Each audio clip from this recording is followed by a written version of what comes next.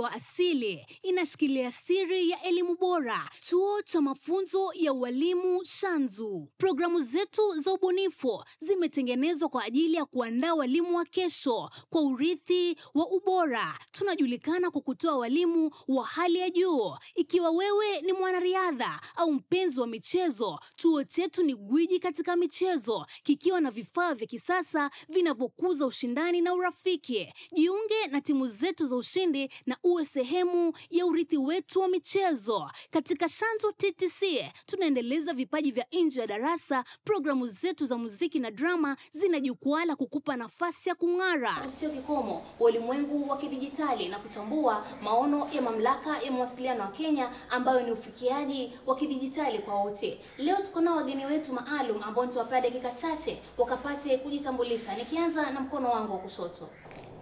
Kwa majina naitwa Bida Said, mshauri mkuu wa mtandao wa kijamii.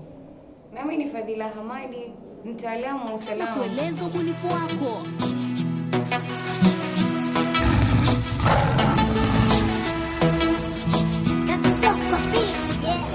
Yeah.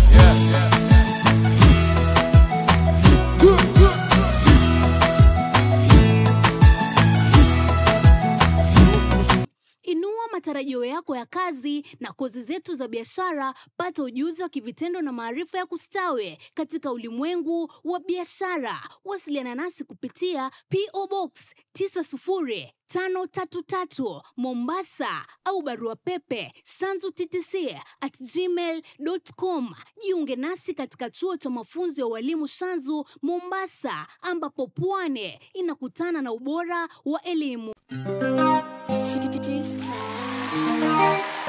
Yo, they call me Jablist. Bomokla kutoka halo. Kama utani Shanzu tuliingia ndani tukashazama.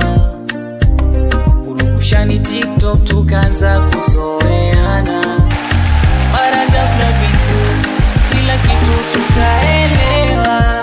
Waka tunasaka ulimbo wakutaka kuchezewa, Matokeo yametoka, hakuna alianguka.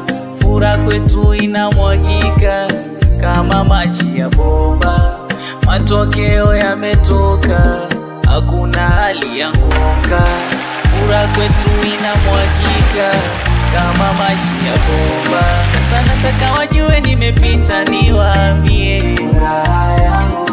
Kwa wasioamini nimepita, niwapostie matokeo yangu. Hata nikia posti caption andike teacher wangu. Hata wakishawishi waambie mimi naipenda kazi yangu.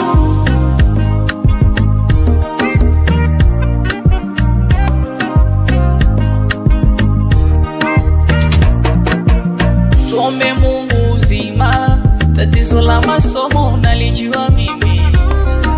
Nikupa iwe mabonde milima situlipambana, hapa ndo tulipo leo.